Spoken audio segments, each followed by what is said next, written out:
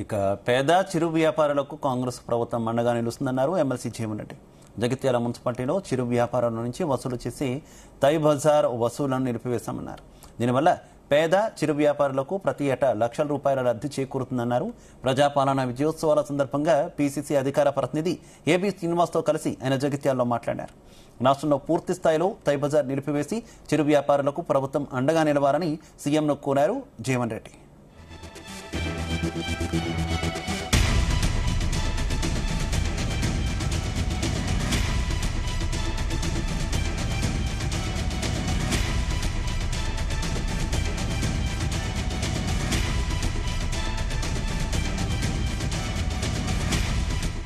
ఇలా urban day కాబట్టి నేను గౌరవ ముఖ్యమంత్రి గారికి ఏదైతుందో జగిత్యాల పట్టణాన్ని అంటే నేను ఈ విధంగా నా ఆలోచనకు అనుగుణంగా నేను దీన్ని రూపుదిద్దాలని చెప్పని తలంపుతో ముందుకు పోయినో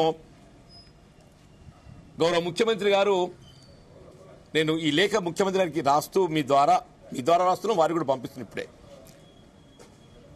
ఈ చిరు వ్యాపారులు ఏదైతుందో వాళ్ళు ఏ విధంగా జగిత్యాల పట్టణంలో ఏ విధమైన ఆర్థిక భారం లేకుండా లబ్ధి పొందుతున్నారో దాదాపు సంవత్సరానికి ₹1,00,000, ఆ విధంగా మొత్తం రాష్ట్రంలోని నిరుపేద వర్గాలు దినసరి ఉపాధి పొందేటటువంటి వారికి అందరికీ సంవత్సరాలు ₹1,00,000 అంటే వాళ్ళు లక్షల సంఖ్యలో ఉంటారని చెప్పి అంటున్నా.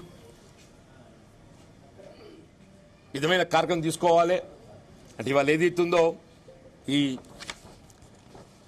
విజయోత్సవాలను పురస్కరించుకొని ఒక మంచి ఆలోచన తలంపు ప్రజలకు తీసుకెళ్లాలి. అమలు చేస్తున్న కార్యక్రమాల పట్ల ఏదైతుందో ప్రజలు చర్చ కావాలి. అమలు చేయబడుతున్న కార్యక్రమాల పట్ల ఏదో ప్రజల్లో చర్చ కావాలి. దానికి అనుగుణంగా మా మిత్రుడు శ్రీనివాస్ గారు ఏదైతుందో మేము చాలా పాత మిత్రులము, వారి వల్ల కాంగ్రెస్ పార్టీ సమన్వయకర్తగా జగిత్యాల రావటము రియల్లీ నాకు నేను ఫోన్ చేసిన నిజంగా ఇలా అర్బన్ డే కాబట్టి